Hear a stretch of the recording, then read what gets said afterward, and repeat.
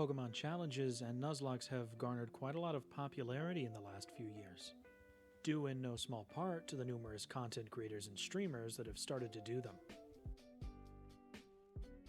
For my very first challenge run, I decided to make sure it was a game that I was somewhat unfamiliar with, and that it was a challenge that I was completely unprepared for. Hence why I decided to do a hardcore Nuzlocke run of Pokémon Blue. My 5 major rules were: if a Pokemon faints, it dies, I can only catch the first Pokemon on every route, I can't use items in battle, I have to nickname every Pokemon that I come across, and that I can't level past the next boss's ace. With all of that out of the way, let's get into my hardcore Nuzlocke run of Pokemon Blue. The SNES. It's like the NES, but super.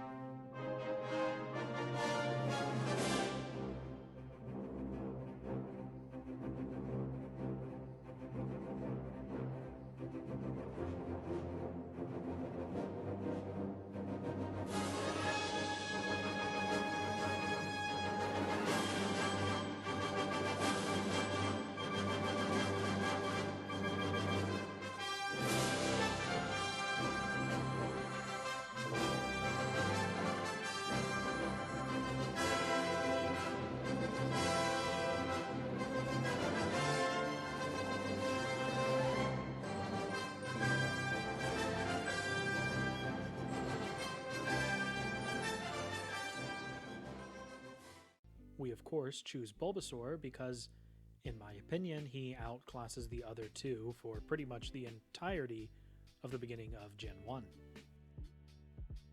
And now I want to get into the naming convention that I use in this run. I myself am a living, breathing typo. Whether that be misinputs or just spelling mistakes in general, I can't type worth anything. So, myself, and more importantly, chat thought it would be funny if I nicknamed my Pokemon based off how I thought their final evolution was spelled. I initiate the first rival fight, and immediately something's wrong. But that's okay. I booted up my very legitimate Game Boy again, and upon getting to the same place that I was, I found myself at the exact same issue yet again. But everything turns out alright after I file my restraining order on Professor Oak, and then initiate a one-on-one duel with the IRS.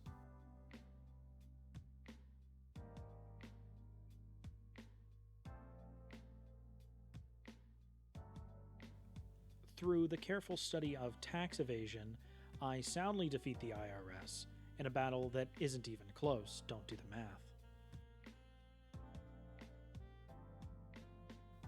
I decide to visit the local Pokemart of Viridian City to pick up some Pokeballs and potions, only to then remember that I need to deliver Professor Oak's Amazon package. So, upon picking up the parcel, I immediately head back to the Pokemon lab and deliver Professor Oak's custom order Pokeball and trade it for a shiny new Pokedex.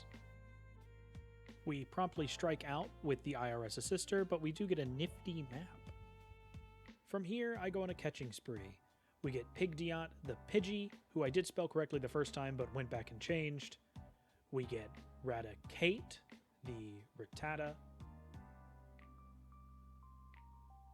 We get Butterfree the Caterpie. And we get Nidoking, the Nidorana female, who I forgot when I was typing was a Nidorana female and not a Nidorana male.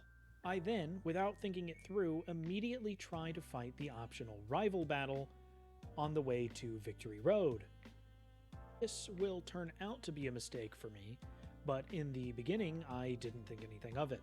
I Leech Seed the Pidgey and start growling it so that I can just leave Venusaur in forever, and slowly heal and then whittle it down.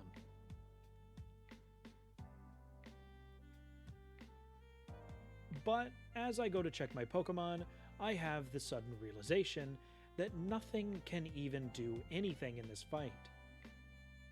Nidoking almost dies, and since I know that she's the most valuable member on the team, I know that I can't leave her in.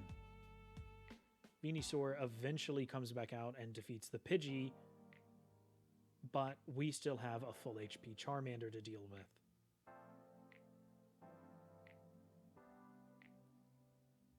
In a series of unfortunate events, we get crit multiple times and have to switch out, and I make the difficult but very rational decision to say goodbye to Pigdiot. We get Bulbasaur back in there to do the absolute best that he can, but we are very low and get crit 3 times in a row. Raticate comes in just to lower Charmander's defense as much as we can and die if need be, even though he gets to survive. Butterfree comes out, and we slowly but surely defeat the IRS. I'll miss you. So what if I lost a Pokemon? We have Bulbasaur. What could go wrong?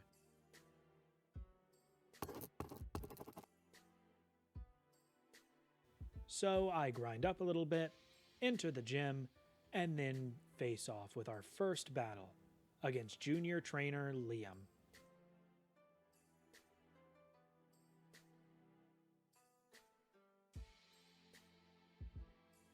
Liam sends out a Diglett, which isn't a rock type, but I'll forgive it, and I send out Bulbasaur. I start setting up, and this is where I remembered something very clearly about these games. Diglett's fast, and Diglett crits a lot. And, well...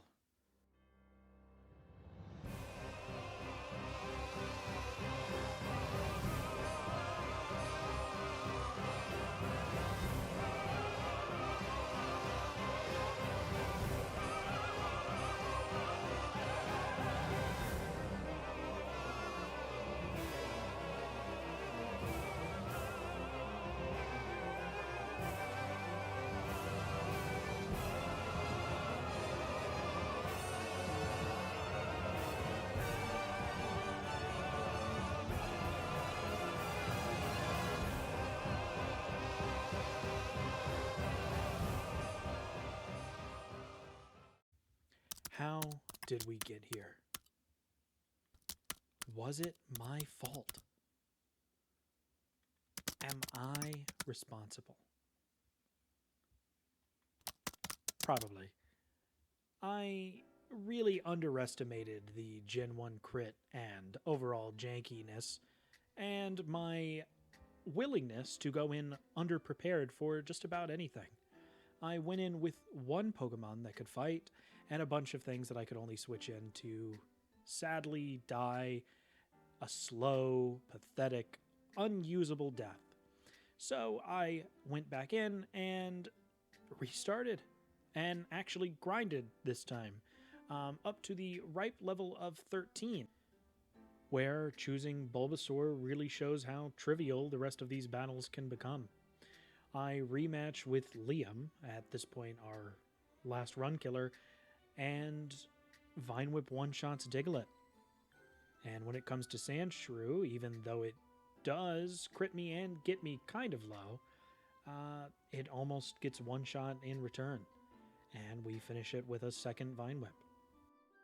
Now all that stands in our way is Brock, our first gym leader.